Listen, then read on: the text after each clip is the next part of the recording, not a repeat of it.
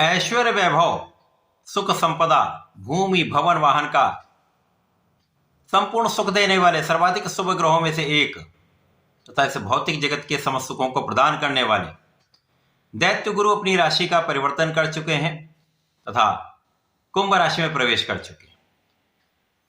प्रिय दर्शकों, यह अत्यंत महत्वपूर्ण परिवर्तन है, अत्यंत सकारात्मक है, क्योंकि शुक्राचार्य की राशि का जो परिवर्तन है वो अपने मित्र की राशि में हुआ है। और मित्र की राशि में जब भी कोई ग्रह जाता है तो उसका बल, उसका प्रभाव, उसकी क्षमता में वृद्धि हो जाती है। और शुक्राचार्य अत्यंत शुभ ग्रह हैं जो आपको जीवन के बड़े बड़े लाभ देते हैं, कला जगत में बड़ा नाम कराते हैं, बड़ी इंडस्ट्री का लाभ देते हैं, भूमि भवन वाहन का सुख तो देते ही हैं, स्त्री सुख, संतान सुख प्रदान करते हैं, और जितना भी बड़ा लाभ इस जीवन का है समस्त सुख शुक्राचार्य प्रदान करते हैं। अब शुक्राचार्य का परिवर्तन सकारात्मक है। यहां पर पहले से ही बुध और राहु का गोचर चल रहा है, जिससे प्रारंभ से ही त्रिग्रहियों का निर्माण भी हो चुका है। अब चूंकि तीनों ग्रह आपसी मित्र भाव में होते हैं, जिसके कारण इनका बल बढ़ने वाला है। शुक्राचार्य को कई गुना शक्ति मिल जाएगी, क्योंकि बुध का प्रभाव होता है तो महाधन का योग बन जाता है, और राहु इस योग को कई गुना बढ़ा देते हैं, कई गुना प्रबल कर देते हैं। परंतु राहु ऐसे ग्रह हैं जिनका नैसर्गिक प्रभाव अत्यंत नकारात्मक है, क्रूर ग्रह। तो जब ये शुक्र को दूषित करेंगे तो इस भाव को निर्बल करेंगे तथा जिन जिन कारक भाव के स्वामी शुक्राचार्य हैं उनमें भी निर्बलता आएगी। ये जो प्रभाव है समस्त राशि के जातकों को प्रभावित भी करेगा, कुछ बड़े लाभ भी देगा, परंतु कुछ समस्याएं भी देने वाला है। जय श्री गणेश। नमस्कार, मैं आचार्य संजय द्विवेदी। मेरे समस्त प्रबुद्ध दर्शकों का मेरे चैनल पर हार्दिक स्वागत है। प्रिय दर्शकों, आज मैं मीन राशि के लिए शुक्राचार्य के इस राशि परिवर्तन का, इस राशि परिवर्तन से मिलने वाले लाभ का, अथवा कहीं पर कोई अवरोध या समस्या तो उसका क्या निराकरण, संपूर्ण विश्लेषण मैं पूर्ण तरीके के साथ करने जा रहा हूं। प्रिय दर्शकों, इस राशि फल को आप अपने लग्न तथा राशि दोनों के अनुसार देख सकते हैं। मीन राशि के लिए यदि हम अवलोकन करें तो ये शुक्राचार्य का परिवर्तन आपके द्वादश भाव में आरंभ हो चुका है। द्वादश भाव त्रिक भाव है, निर्बलता का भाव है, परंतु शुक्राचार्य को यहाँ पर कार्यकत्व प्राप्त है और शुक्राचार्य यहाँ पर महालाभ देते हैं। और ये महालाभ बुध और राहु के साथ कई गुना बढ़ता है, परंतु जो कहीं निर्बलता आएगी जब ये दूषित होंगे तो। परंतु इस समय में मीन राशि के स्वामी गुरुदेव बृहस्पति की दृष्टि का प्रभाव भी शुक्राचार्य पर होगा, द्वादश भाव पर होगा, जिसके कारण बहुत कुछ स्थितियां संतुलित भी होने वाली। इस समय में जब शुक्राचार्य का प्रवेश हो चुका है तो त्रिग्रही योग का निर्माण आपके धन, ऐश्वर्य, वैभव में वृद्धि करने वाला है, आपको जीवन के बड़े सुख प्रदान करने वाला है।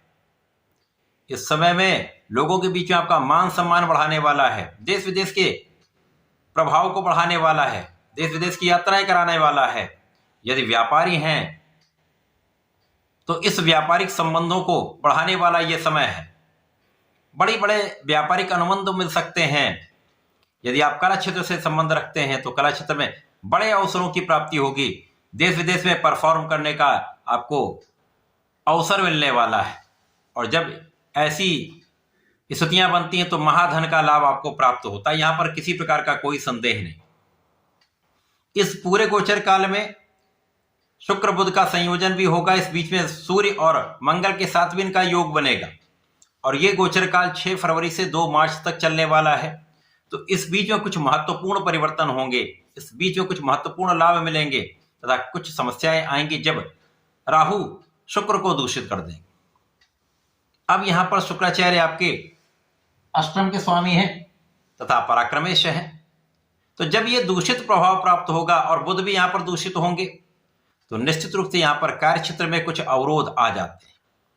यहां पर कहीं ना कहीं कुछ वाणी के कारण विवाद हो सकता है, यहां पर आंखों से संबंधित कुछ विकार हो सकता है, मौसम के कुछ रोग अथवा पेट से संबंधित समस्याएं आपको समस्याग्रस्त कर सकती हैं। यहां पर भोजन की अनियमितता आपके लिए कष्टकारी हो सकती है, अतः अपने भोजन पर नियंत्रण रखें, खाने पीने में अनियमितता ना करें, सात्विक भोजन करें तथा इस समय योगा, प्राणायाम करें, व्यायाम करें तो अपने को फिट आप रख पाएंगे।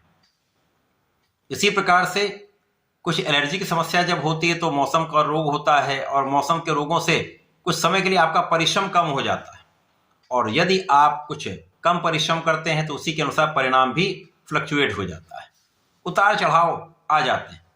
परंतु जैसे ये दूषित प्रभाव समाप्त होगा, शुक्र प्रबल स्थिति में अपने उच्च राशि की ओर गमन करेंगे, तो इनको राहु का भी साथ मिलेगा, और उस समय में आपके नेतृत्व की क्षमता बढ़ जाएगी, आपका बुद्धि बल प्रखर हो जाएगा, और आपकी ज्ञान की स्थिति पहले से बहुत अच्छी हो जाएगी। इसी प्रकार से आपकी योग्यता बढ़ जाएगी। इस समय में कुछ व्यय बढ़ेंगे, परंतु आप अपने सुख संसाधन बढ़ाने वाले, भूमि भवन वाहन का आप लाभ लेने वाले हैं। अब जब सुखों में वृद्धि होगी तो कहीं ना कहीं व्यय होने वाला है।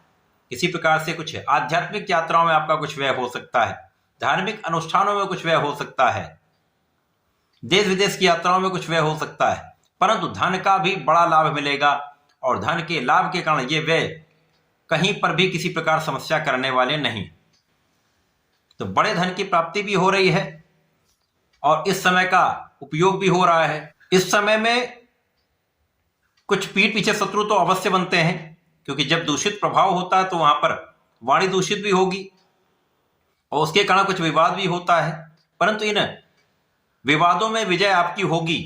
कानूनी समस्याओं में आपका पक्ष बलवान रहेगा, आप विजयी रहेंगे। इस समय में शत्रुओं का पूर्ण रूप से पराभव होगा, परंतु इन विवादों के कारण, इन शत्रुओं के कारण आपको तनाव भी होगा, कुछ धन का व्यय भी होगा। इस समय में आप अपने ऋण को चुका भी पाएंगे। कुछ ऐसा योग बन रहा है कि जब आपके धन का लाभ आपके ऋण को चुकाने में संपूर्ण होगा। इस समय में जो जातक नौकरी करना चाह रहे हैं, नौकरी के लिए प्रयास कर रहे हैं, तो आपको नौकरी भी मिलेगी, अच्छे अवसरों की प्राप्ति हो सकती है। जो विदेश जाकर नौकरी करना चाहते हैं, या विदेश से संबंधित होकर नौकरी करना चाह रहे हैं, या व्यापार करना चाह रहे हैं, उनको निश्चित रूप से अनुबंध मिल सकता है। लोगों का सहयोग मिलेगा, लोगों के बीच में आपका मान सम्मान भी बढ़ेगा, परंतु ये जो समय ऐसा है कि यहाँ पर यश भी मिलता है, अपयश भी मिलता है। तो आपको बहुत संतुलित रहना है। जो भी कार्य करें विचार विमर्श करके करें, जो भी कार्य करें विवेक के साथ करें, अपने ज्ञान का उपयोग करके करें। अब इस समय गुरु का साथ मिल रहा है, गुरु की दृष्टि का प्रभाव है, तो आप बुद्धिमान के साथ साथ ज्ञानवान भी हैं, धैर्यवान भी हैं। तो यदि आप जल्दीबाजी में कुछ कार्य नहीं करेंगे, सोच विचार कर कार्य करेंगे, समझदारी से आगे बढ़ेंगे, तो कहीं पर बड़ी समस्या नहीं आएगी। लेकिन जल्दीबाजी में कोई कार्य करेंगे तो निश्चित रूप से आपके कामों में अवरोध आ सकता है, या डिसीजन गलत हो सकता है। इस समय भाई बहनों का सहयोग मिल जाता है, अच्छे मित्रों का साथ मिल जाता है। इसी प्रकार से गलत मित्र भी बनते हैं, और गलत मित्रों के कारण कुछ समस्याएं भी होती हैं। इसलिए आपको भोग विलास का त्याग करना चाहिए, व्यसनों को छोड़ देना चाहिए। तो इस समय का संपूर्ण उपयोग करके आप आगे बढ़ेंगे, और संपूर्ण रूप से सुख समृद्धि का लाभ आप लेंगे।